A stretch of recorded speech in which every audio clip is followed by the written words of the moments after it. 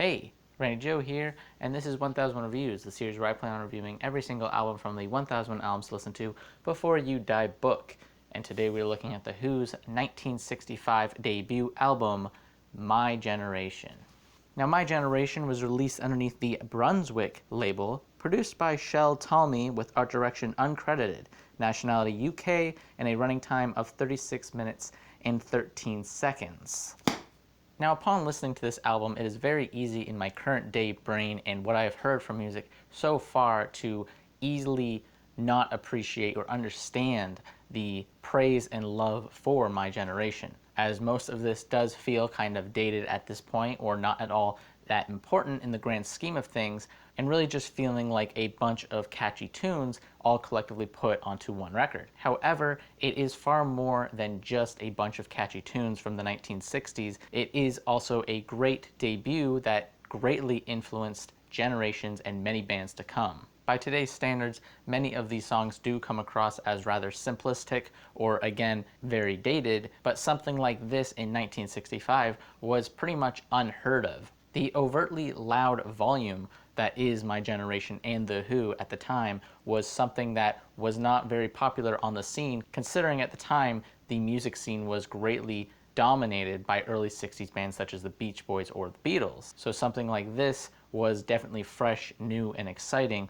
with its very loud, rockish sounds. And this is made very apparent with the opening track, Out in the Street, which has very rough production that is greatly accented by the rough guitar playing, especially at the 1 minute and 40-minute mark, which I greatly do love, as the guitar playing is so violent and aggressive and really derails from the instrumentals for just a moment, just to give you a glimpse of what The Who is capable of.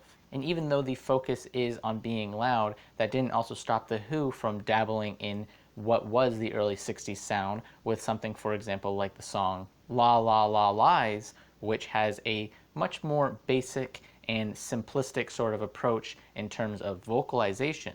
The vocals of this song do feel like something that would have existed in early pop bands in the 60s, but at the same time, this is greatly paralleled by the drumming and, again, the guitar work. Again, showing the direction that The Who was attempting to steer music at the time. And it's not just the drumming or the guitar work that is also really loud, the production being very rough, again, greatly accenting all of that, but also the vocals of the album don't really hold back that often. Pete Townshend's vocals throughout this entire album are nearly shouting with his approach, again, pushing the envelope even further with this loud sound. And so what you get aren't just a bunch of basic poppy happy songs, but instead they have a much more visceral and explosive approach to them. For example, on the track My Generation, the pop hit, the most known and beloved song of this album, really shows off Pete Townshend's vocals and his nearly shouting-like approach, while at the same time showing that The Who are able to flirt with the idea of being the pop band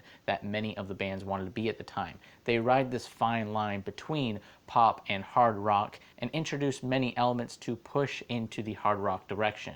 The way Pete Townshend shouts throughout this album is also very much a influence on the punk genre. A lot of punk artists would go on to have this exact same approach to music with their same vocalizations, and it is very obvious that the influence would come from something like My Generation. And on top of that, like I said, the guitar and drumming would go on to influence genres such as heavy metal, which really wouldn't erupt on the scene until the 70s. The final track on this album is also a great example of what I mean with just how noisy this band can be. The song being The Ox, of course, where throughout this whole thing there is no vocalization. Instead, it is just a constant rapid drumming along with this shimmering piano that constantly scatters back and forth as this drumming constantly berates the listener at this really fast train-like pace, and this guitar also continues to bellow in and out with this very improv-like structure to the track. This whole song feels like a fever dream in a way, with just how constantly berating it is with its different instrumentation. I think that this album is just very much ahead of its time and really did go on to influence so many artists in not only the next few years, but in the following decades to come. In fact, when I heard this for the first time, a lot of this actually kind of reminds me of stuff that you would hear on the Velvet Underground and Nico, although with a much more poppy approach. The final track of the Aux is very reminiscent of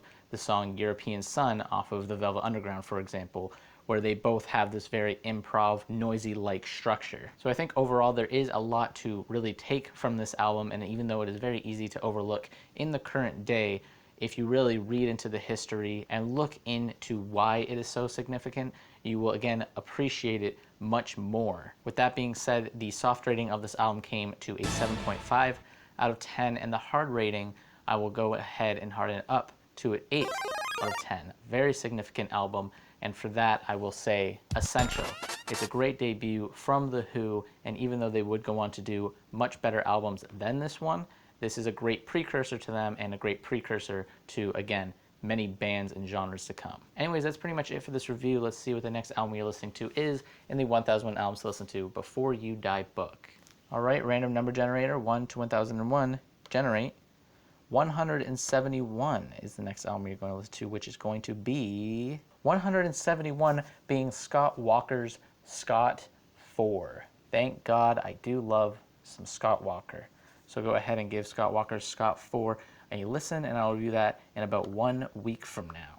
And as always, if you like this video, please hit like and subscribe if you want to follow along and listening to every single album from the 1001 Albums to Listen to Before You Die book. And as always, my name is Randy Joe, and I am signing off.